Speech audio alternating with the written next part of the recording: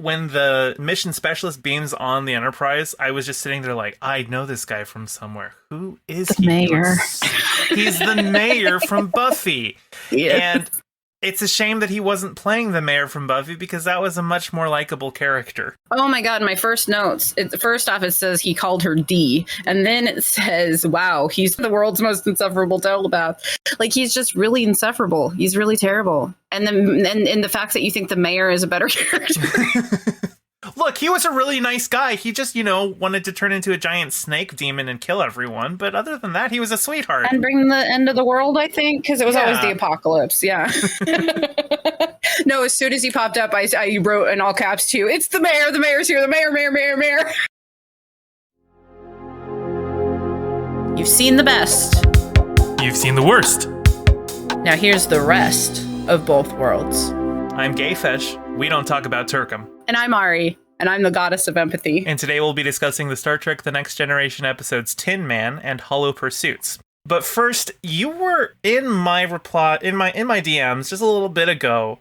You had a brain fart, and you forgot that Majel Barrett was Majel Barrett Roddenberry. Yeah, and I was just like, dear, you have memory issues. We've had this conversation. Because I was asking, because I was Googling Majel Barrett because I wanted to know if she was dead or alive, because I have this problem. My Alexa is currently turning off my lights all the time, and I can't figure out how to make it stop. And so I kept yelling, Alexa, turn the lights on, while I was watching the episode. And then the computer was talking. I was like, oh, it'd be so cool if we could just get Majel Barrett to be Alexa. But she died in 2008. And then I was like, Majel Barrett Roddenberry. So before she died, she actually did sit down in a sound booth and record all of the phonemes. Specifically so that they could do like a recreation of her voice. Now, obviously, nowadays you don't even need to have somebody sit in a sound booth and do that, because you've got the AI stuff that's like on Book of Boba Fett that they used for Luke Skywalker's voice. And I think they also use it for Darth Vader in Obi-Wan Kenobi. I have not been able to confirm that. I have seen articles that have said that it was James Earl Jones, and I've seen articles that said it was AI, and I cannot find the actual answer to that question. But anyway, that's a bit of a tangent. Yeah. So it's entirely possible to create an Alexa-like AI with Majel Barrett's voice. And like I said, she had recorded her stuff, and I think those recordings are owned by her son. And he's like, I think the reason nothing's been done with it. It would also be Gene's son, right? Yeah, Gene's son, and Rod Roddenberry. And I think he's just been asking for like too much money to use it. And so, like, like enough money where it wouldn't but he doesn't want to like sell it like exclusively, and for the amount of money he's asking, it would need to be an exclusive contract, so nothing's actually been done with it. But yeah, I mean, the Echo has one of its wake words is computer. And if she had Majel Barrett's voice and you said computer, you could just be living the Star Trek dream. That'd be so cool. I know. That's what was making me think it, because, well, I've not been enough of a Star Trek fan up until this point to change the wake word to computer. But like, I was thinking about it when I was watching that episode today and hearing her voice and thinking about how funny it is when Deanna talks to the computer because she's talking to her mom. Or when Loxana talks to the computer. That's really funny too. And we have a Loxana episode coming too. Yeah, and when Google was developing Google Assistant, its code name in production was Majel. So when I had first heard that, I was just like, "Oh boy, are we gonna get her voice?" But no, we didn't. I know. I imagine it was probably just because Rod Roddenberry wanted too much money. Probably. They didn't really think through his name when they named him Rod Roddenberry, did they? Well, his first name is Eugene. Okay. Rod is like, his nickname. That makes more sense. I thought it was like Rodney Roddenberry, and I was like, who does that? That's like maybe your kid Alex Alexander. You know? So before we start the episode today, let's talk about the Patreon. Yeah, head on over to patreon.com/restofbothworlds for any amount. You will get access to these episodes up to 5 days early. You'll also get access to a spot on the Discord where you can suggest these little small talks that we have at the beginning of each episode. And for the $10 tier, you will hear your name read out at the end of each episode. Nobody's taken that one yet. You could be the first. Could be the very first one. Then you'd always be the first person, too. That's right. All right. So today, first, we're going to talk about Tin Man, which is the 20th episode of the 3rd season. It first aired on the 23rd of April, 1990. It was written by Dennis Putman Bailey and David Bischoff. It was directed by Robert Shearer. When the mission specialist beams on the Enterprise, I was just sitting there like, I know this guy from somewhere. Who is he? Mayor. He's the mayor from Buffy. Yeah. And it's a shame that he wasn't playing the mayor from Buffy, because that was a much more likable character. Oh my God, my first notes. First off, it says he called her D. And then it says, wow, he's the most insufferable telepath. The world's most insufferable telepath. Like, he's just really insufferable. He's really terrible. And the fact that you think the mayor is a better character. Look, he was a really nice guy. He just, wanted to turn into a giant snake demon and kill everyone. But other than that, he was a sweetheart. And bring the end of the world, I think, because it was always the apocalypse. Yeah. No, as soon as he popped up, I wrote in all caps too, it's the mayor. The mayor's here. The mayor. I was so excited about the mayor. And I don't know that guy from anything but the mayor. So when I saw him, I was like, I know him. I did the same thing. I was like, I know him. And I was like, oh, I know him, because I didn't actually know who it was until he talked. When I heard his voice, I was like, oh, it's the mayor. The mayor that tries to, pervert Faith into working for him. And then, such a good season.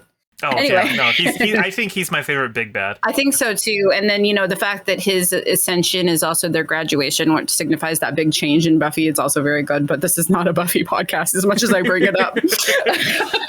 Anyway, his name in this episode is Tam Elbrum, and he is a Betazoid who was born telepathic. Usually Betazoids develop their telepathy at adolescence, but he had it from birth, which and Deanna explains that Betazoids like that never have they never grow up right, basically, because they have everyone else's thoughts in their head before they have developed their own sense of self and all that. So it's just he's messed up. He's messed up. He's very impatient. He won't wait for people to finish their sentences because he knows what they're going to say, and so he'll just interrupt them with it. And Riker hates the dude.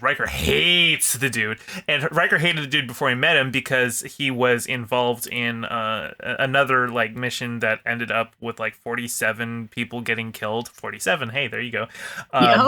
47. And Riker just blames him for it, and he's just like, no, I warned that guy. It was his fault. But anyway, he's on because they are trying to beat the Romulans to investigate this space alien that just lives out in the vacuum of space. It reminded me of the jellyfishes from Encounter at Farpoint, because it was it had interior corridors and everything. It reminded me of the space whale from Doctor Who. Mm-hmm. Yeah.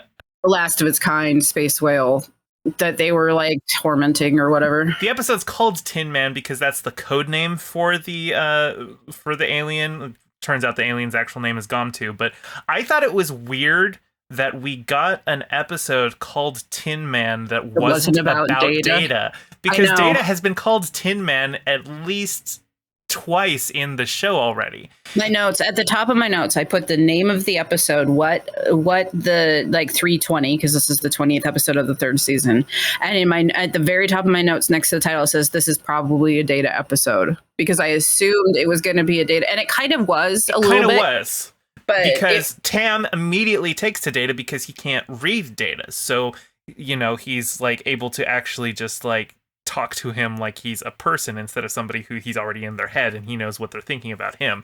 He's just and that's kind of what he's been seeking his entire life, is he's been looking for peace because he can't shut people out. Actually, hey, going back to Buffy, remember that episode where she got telepathic powers and it ended up leaving her in excruciating agony because she couldn't shut anyone out? Yeah, it's kind of like that. That is true. And then it's also like Sookie Stackhouse, because she falls in love with the vampire because she can't hear his thoughts. So for once, she can actually be somewhere quiet.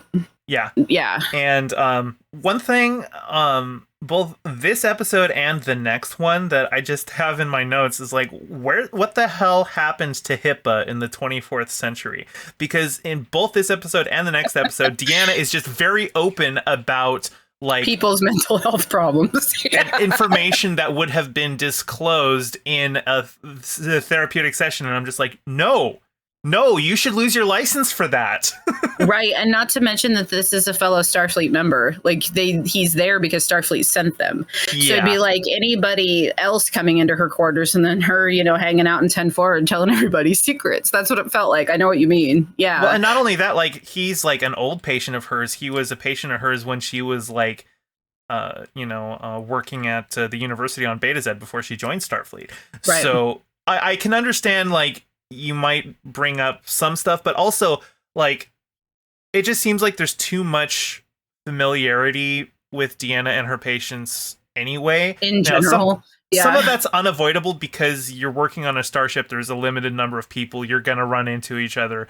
And, she's like, as far as we can tell, like one of the only counselors on the ship. I think at some point in the show, we might meet like like one or two others. So like she's not the only one. Supposedly been here the whole time, or something like that, or like weird. Maybe they come in or go out, But you would need at least two, and you could fit two on a ship of 1,000. But like because counselors need therapy too. So, right? Yeah.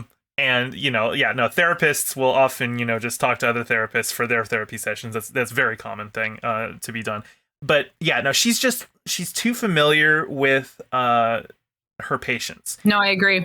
The fact that she was like, oh yes, I knew him on Beta Z when I was in the university.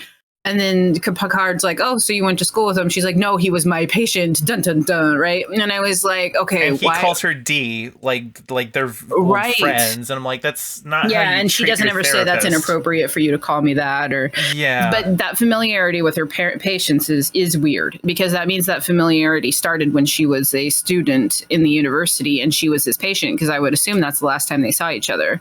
Like, he was her patient, but yeah. Yeah, sorry, I said that incorrectly. And the other thing they never explain is how he got from being Deanna's mental health patient to being like a trusted member of Starfleet. They don't really explain that. I assume it's probably just because of how powerful his telepathic abilities are, that it's just like it's such a powerful asset that it like overrides any of his like problems. Problems. And we've seen that a couple times, like people who are just like assholes, but they're so good at what they do that Starfleet just puts up with them. We've had a couple of those come onto the Enterprise, and the episode just, I don't know, both of these episodes that we got are kind of, it's always risky to create a new character and have the episode focus around that character, because everything hinges on the writing for that character being good and that actor being good, versus if you write an episode that focuses on just one of the main characters of the show. If that episode didn't go well, it's like, okay, well, we've got others, and we've got 15 other Deanna episodes. Yeah. But like when you have a one and done character, if they suck. Yeah, I know. And how come none of the men that Deanna interacted with before she got on the ship are like well-adjusted normal people? I mean, she is a therapist, so like it would make sense that she would interact with people who are not well-adjusted, because that's why they go to her. True. I was thinking about that other good-looking boy that ended up running off with the blonde aliens, but she hadn't actually met him before. She was just supposed to meet him. They were just a arranged marriage thing, which that was weird. So this episode, we got to see another starship captain on the hood. He was from the hood, right? That was Captain DeSoto, who's actually Riker's old captain. Riker transferred over. That's why there was that familiarity. I tried to figure that out. I was like, why are they talking to this guy? And I expected him to be a giant asshole because he was a different captain, and they always are. But he seemed to be like a good person. Yeah. And that, I mean, so they drop this guy off, the hood does, and then they just take off. And so it's like we're supposed to take this dude, Tam. That's the only part of his name I remember because of River Tam. But they were supposed to take Tam to this alien ship. It's a ship, but it's an alien. And so we're supposed to take him there because it is parked next to a star that's about to explode. And as soon as they said that, I thought to myself, the ship is trying to die, leave it alone. That was my first response. But as we find out, even though Tam's telepathy can't extend light years, apparently this ship's can, and the ship has been in contact with him, so it's kind of like been drawing him to it. But the Romulans show up, and Tam goes and like warns the creature, because the Romulans are like, well, we'd rather destroy it than let the Enterprise take a look at it. And so the creature like creates a big explosion to defend itself, which destroys the Romulans, and the Enterprise is a little further back, but it the shockwave still damages it. Yeah, damages it, knocks a bunch of systems offline, and everyone's pissed off at Tam's like, you didn't spare a single thought for the safety of our ship when you did that. So then he trusts him even less, because he already didn't trust him. But there was a moment I'd be surprised if you didn't catch, but when they're in the conference room and Riker isn't saying anything, but Tam just like snaps at him because he knows what he's thinking, and he calls him Billy Boy. I guess that's in my notes because I have a new name for Billiam, but he called him Billy Boy because Deanna calls him Bill. It's very possible that's why he did it. I know. I caught that. No, it's in my notes. It says Billy Boy, my new name for Riker. But yeah, I caught that too. I was like, ooh, he used the Bill name. You know, there was one line that seemed odd to me, and I have it in my notes. I don't remember who said it, but somebody said that it is humanity that he is fleeing about Tam, and I'm like, he's not human. Can we find? I think that was Deanna, so that makes it even worse. Well, at least Deanna is human. But half, yeah. But Tam's not human. And so, like, yeah, can we find a more species-neutral term for this? Because every time we talk about humanity, at least with Data, it's like very specifically humans that he has, like, he's trying to learn from. So, and they kept using humanoid throughout the episode. So I guess that I thought was, I mean, what's the word for humanoid when you're saying humanity? Like when you're calling it the whole entire group, I guess. Humanoidity. So humanoidity. Yeah, that sounds, I don't know, that sounds like something you should get taken care of with like a topical cream. I bet the writers had this discussion actually, because like what else would, I mean, because they probably had the same discussion, you know, like what do we call it? There was actually, that reminds me of a moment in Star Trek 6 when Kirk and Spock are having a conversation, and Spock is like, you know, Jim, I have to point out to you that I'm not human. And Kirk goes, you know what, Spock? Everyone's human. And Spock goes, I find that insulting. But just thinking about that, I'm like, Spock, you are human. Yeah, is it because he's half human, right? Spock is half human. Mm-hmm. So they get out there. The Romulans are apparently, so like, we forgot to mention the part where they're like, there's something on the sensors. Thank you, Worf, for not knowing how to pronounce sensors still. But he's like, there's something on the sensors. And so they're like, well, we can't figure out what it was, but it can't be a Romulan because they can fully cloak from us. So it must be something else. And then somebody says something like, unless they're doing something else that's causing them to decloak a little bit. And it turns out they were like running their engines at 150 capacity or something. Oh, yeah, they burnt out their warp drive to beat the Enterprise to Tin Man. Tin Man, yeah. And, you know, obviously there's like another Romulan ship that's coming in a couple of, so it's not like they're just stranding themselves there. They could just beam over. And that's the one that gets destroyed when Tam sends the warning. Is that the first one? Yeah. Anyway, Tam spends most of the episode with Data. He likes Data. Data seems to have like gets a pretty good understanding of Tam as well, and they end up beaming over to the ship together. And once Tam's there, Tam is like finally at peace because it's just him and the ship. Now, first when he beams over, the ship just like sends him like his millennia of memories, and it kind of is overwhelming. But afterwards, he's just like, no, this is good. And like it builds like a chair for him to sit in, and he's just like, yeah, I'm at peace. He's at home. Yeah, he's at home, even though he's gonna die in like 5 minutes because the star's about to explode. But he's finally found the peace that he's looking for. So I thought didn't they get away? I thought him and the ship got away. They knocked the Enterprise away, but I thought him and the ship left. I thought they were going to, I thought that was the point. We don't actually know. Because I thought the whole point was it was suicidal, but then it found Tam, and then it wasn't suicidal anymore. So it knocks the Enterprise away, and then it's going to go off and live its own life with Tam. That's the thing. We don't actually know. Because we see... Because, yeah, they I guess I just assumed. Yeah, because they were both happy now, because they mentioned at one point that Tin Man was sad because it used to have humanoid... companion. companion people that ran the ship or whatever. But they there was like a radiation leak and they all died. And also the ship hasn't found another of its own kind for like millennia. Thousands, I think. Yeah, thousands of years. But and so it had gone to that star because it knew it was going to blow up. It was just going to commit suicide. Of course, if you're going to commit suicide, you could always just fly into the star. You don't have to wait for it to blow up. But well, passive suicide. Sure. Yeah. So I took the moral of this episode to be that sometimes you have to fly to the farthest reaches of space and confront your enemies to find someone who truly understands you. Was that the moral of this episode? I don't know if there was a moral to this episode. I just Tam was not really a likable character for me. I didn't like him. I didn't like him that much, and yeah, like I said, when you hinge an entire episode on this new character, it made me think a lot of Too Short a Season and the first season where it's the is that the reverse Benjamin Button one? Yeah, Benjamin. Well, actually, just regular Benjamin Button, I would say, because he's going backwards. Yeah. Okay. A reverse Benjamin Button is just aging normally. That's right. Yeah, so the Benjamin Button one where he starts out in the terrible makeup and becomes the attractive captain guy by the end. But the episode was entirely about him and like his failures as like, And he wasn't likable and we hadn't met him before. And he took over the entire story and it was just like, oh God, please hurry up and die. Yeah, it kind of felt like that. I didn't hate Tam as much as I hated that guy. I think that episode is one of the worst episodes of The Next Generation ever. This one was just kind of a Yeah. I mean, like I there's some sympathy that I have for Tam in that, he's basically developmentally disabled because he develops telepathy too soon.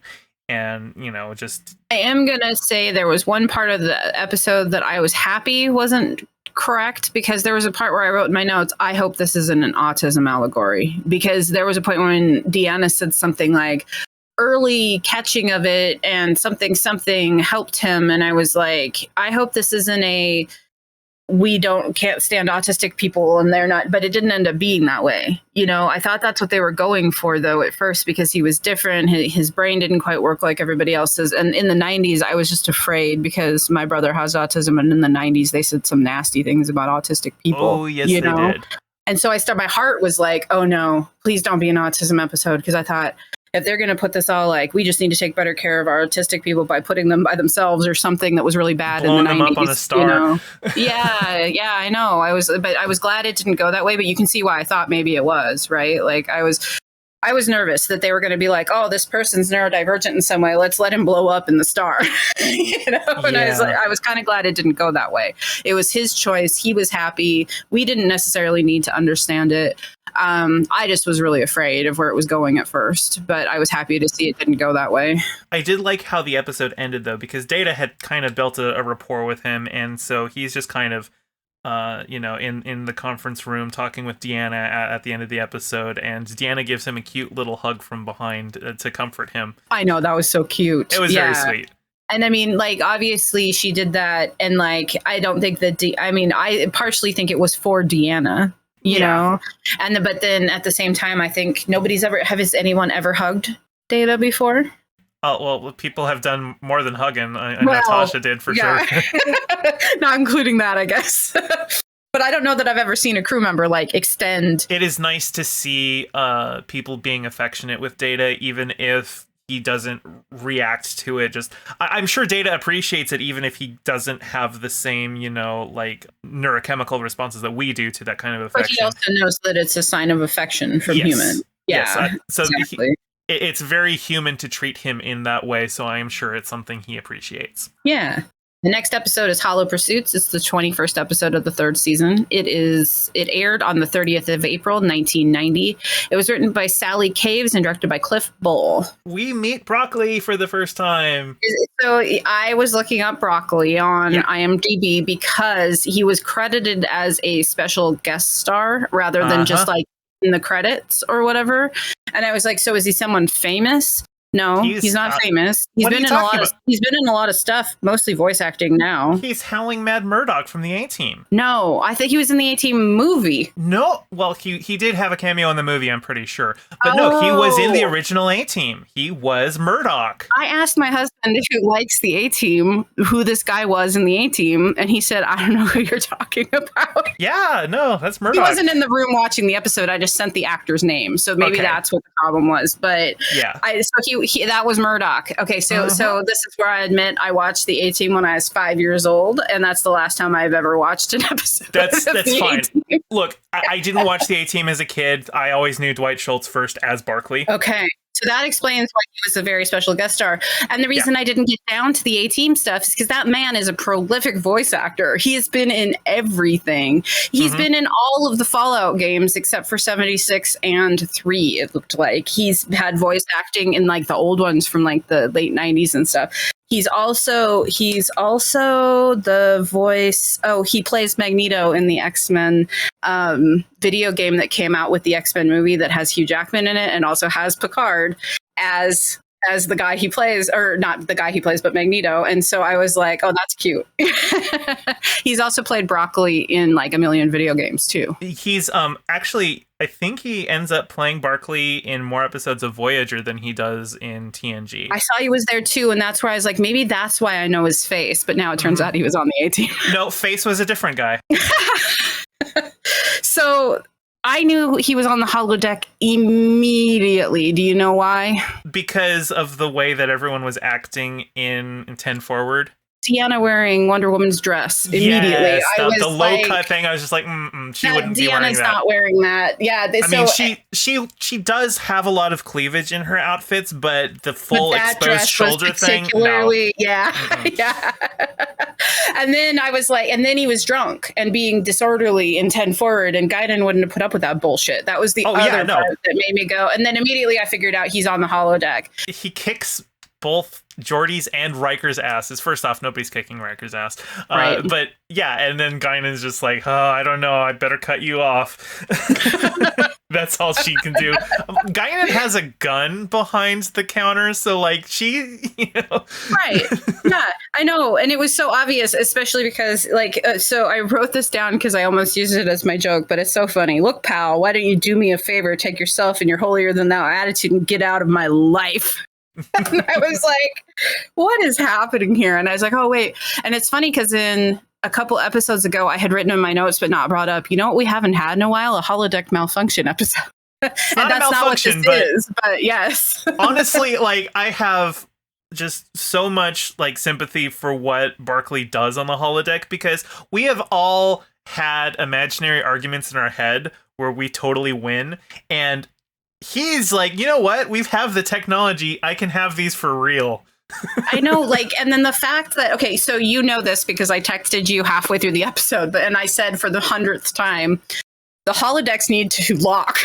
Like, what is this thing where they can just walk into the holodecks? I know I've brought this up before. During other people's private sessions, yeah. I know now, the one time that Geordi goes to find him, he's supposed to be at work. But, like, At least, like, when it's Geordi and Riker and Deanna going in, like, Riker goes and taps something, so he may have just used a command override if there was a lock on it that time. Because, I can understand a command officer having a lock override. But having people come in on his private fantasies, that's a very personal thing. And, I mean, Riker does, point out how it's not ethical that Barkley has recreations of the crew in the holodeck. Right. I do think, well, and it's like, the ethical discussions about deepfakes. Right. It's basically the same thing. So I'm going to talk about this now. I was going to talk about it after we went through the plot, but let's talk about it now, because with Riker gets so upset with fake Riker.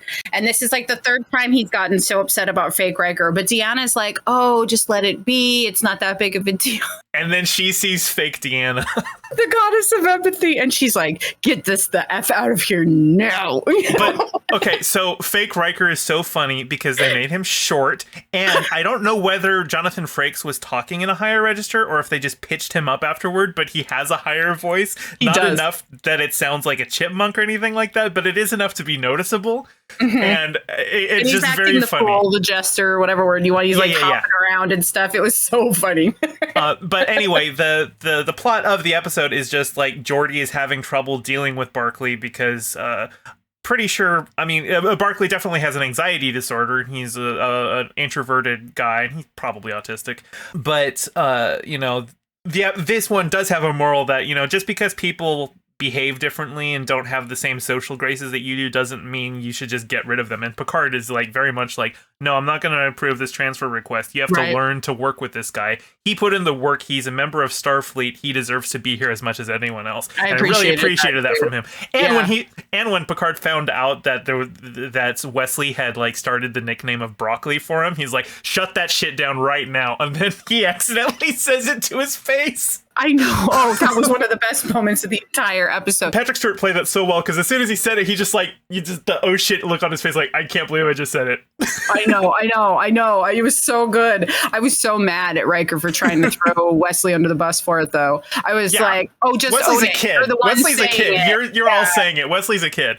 Yeah, like kids call people doo-doo faces. We don't. That doesn't mean you start calling them doo-doo faces either, Riker. To be fair, that was shitty of Wesley to start it. Like, come on, dude. Yeah, it was shitty, but still at the same time, I was like, yeah, sure, blame Wesley. That's fine. You're only the adult here. So I was watching the episode, and the question that came up for me was, it's not like being in the holodeck turns you into a different person, right? But how come he would like lose his stutter in the holodeck? Like, that was it literally just a confidence thing? That seemed weird to me, that just going into the holodeck and just confidence would cure his like inability to come up with the right words. I don't know. I was trying to figure that out for myself. Yeah, I never really like the way that stammers are handled in media. First off, they always get actors who don't actually have stammers to try and do them. I'm pretty sure Dwight Schultz doesn't have one. If you got someone like James Earl Jones who does have a speech impediment in real life, they could probably pull it off. But I have a stammer, so I know what it sounds like, and I know what it doesn't sound like. And it doesn't sound like that. Yeah.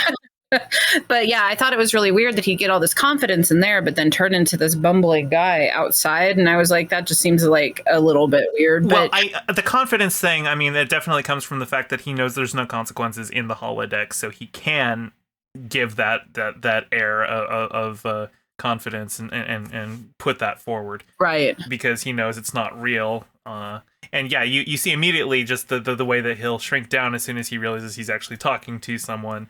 And I feel for the guy. And I appreciated Geordi in this episode for that reason too, though. When Picard said, go take care of him, I would dare say even be his friend, Geordi doesn't half-ass it. He's like, okay, that's it. My orders are to treat this guy like a person and give him, some feedback or whatever. And he does it. And he treats him well. And he invites him to like his morning huddle. I don't know. It's that way. I thought it was a good Geordi episode for that reason, too, because as we all know, Geordi's not my favorite right now because he's weird with women. But he even brings that up. He was just like, yeah, look, Reg, like, I understand how compelling the holodeck is. I fell in love in there once.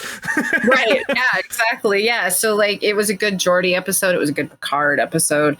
It was interesting. A lot of technobabble, though. Like, so much. And then they did throw flux capacitor in there, which I was pretty excited about. And I tend not to listen during the technobabble parts. Yeah, because I didn't even catch flux capacitor until you like pointed it out because I was just tuning out. I'm like, okay, this is all technobabble. I'll pay attention once plot happens again. I usually don't. I just happened to catch that one because I was like, wait, flux capacitor isn't from Star Trek. It is now.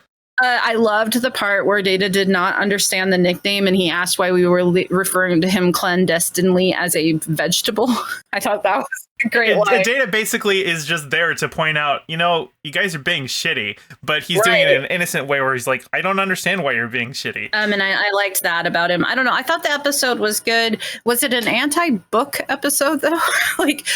So if you're trying to relate it to 1990, who are they referring to that goes off and lives in their own world? Because they seem to be like you need to come out of living in your old world. Today, I would assume it was a Xbox or internet type, moral. Mm-hmm. But I was trying to figure out in 1990 who they were mocking for spending too much time alone in made up worlds, and books were the only thing I could really come up with. I mean, video games were around then. I mean, you had the, at that point, I don't know if the SNES was out yet, but and video game addiction was already a thing. Like, I mean, Yeah. video game addiction was a thing since Pong. So it could have been a bit of that, or just, examining. It's like, oh, well, we've got this technology. What would you do if you had the holodeck? Oh, I'd spend all my time in there. Like, yeah, me, I would. Yeah, Yeah, you give me a I know. holodeck, I'm never leaving that room. I get the escapism of it because we've talked about that before, holodeck and replicator, and we'd be good to go, so I get why he retreated to the holodeck. I just was like, when I'm trying to figure out what the moral of the episode is or whatever, I'm like, who in 1990 are they trying to target here? Because they made fun of books a couple episodes ago during the captain's vacation too. So it's like, I'm sitting around going like, do you guys hate books?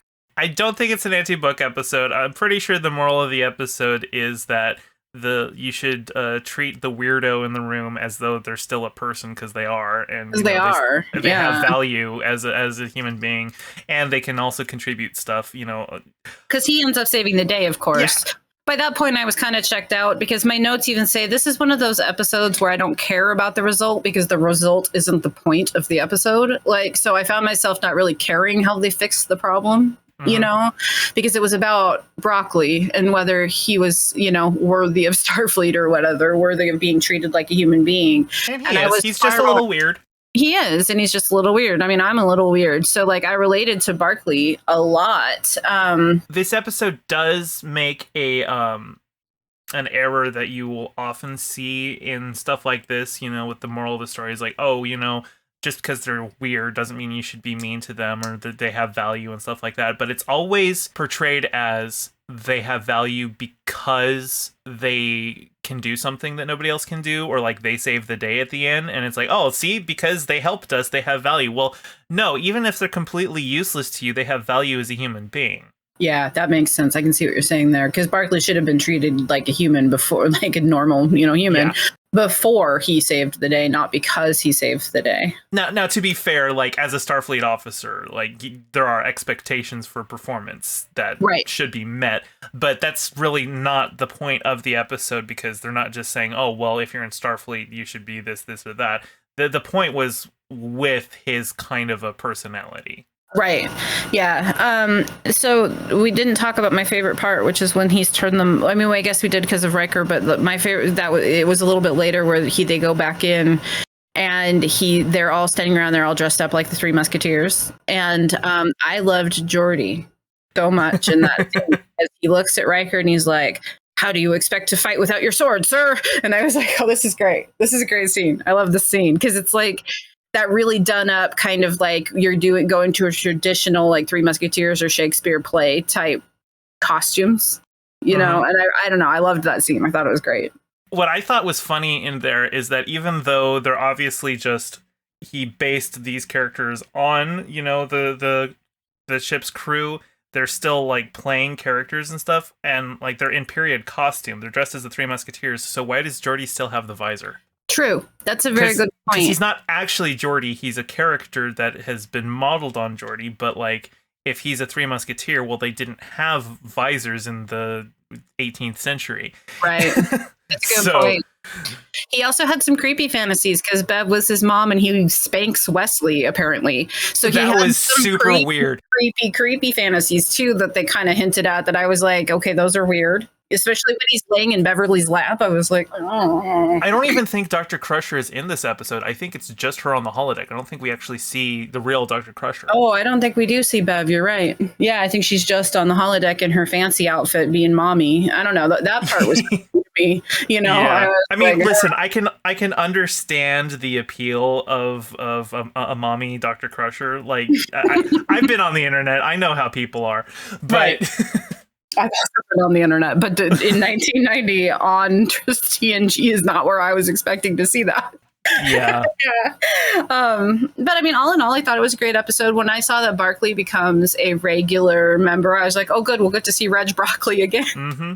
Yeah, he has quite a few good episodes. Does he? I'm excited about that.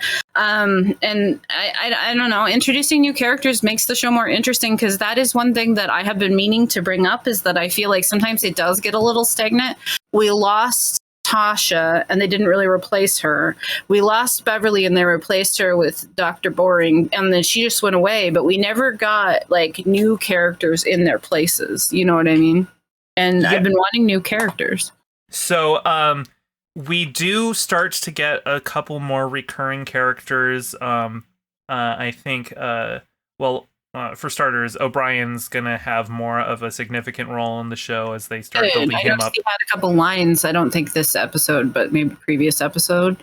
I was like, yes, give the man lines. You know. But yeah, no, he'll end up getting a wife and have a kid and stuff like that. So he starts getting developed more. And I think they'll start introducing like a new helmsman after Wesley leaves. They actually introduce like a couple of them who are kind of like, semi-recurring characters. I'm not, how I've been dreading Wesley leaving? They have been spending so little time with him. I'm not even dreading it anymore. We get so little Wesley Crusher anymore that it doesn't matter that he's going to leave the show.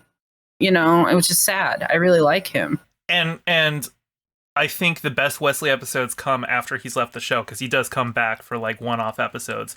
And those are usually really good stories for him. They only agreed to come back for the good ones. Yeah, exactly. I don't think I really have anything else to say about this one. I'm looking forward to seeing Broccoli go forward. I thought it was a good Geordie episode. We're almost at the end of season 3. That's what I noticed. We're really busting through season 3. Yeah. And I'm terrible at puns. I should have figured out it was a holodeck episode from the title. Yeah, we got 5 more episodes. We'll get through 4 episodes, and then we will have the name of the podcast. Both worlds. We're finally there. I know. I'm so excited. We're almost there. Yeah, I'm getting excited. Yeah. Well, I think that's everything. Thanks for joining us today. I'm Ari. And I'm GayFesh. And until next time, live long and prosper. Thanks for watching. Make sure to like, comment, subscribe, and ring the bell to get notified when new episodes come out. We're on Twitter at Rest Both Worlds. Join our Patreon at patreon.com/restofbothworlds for bonus content and hear your name at the end of each episode.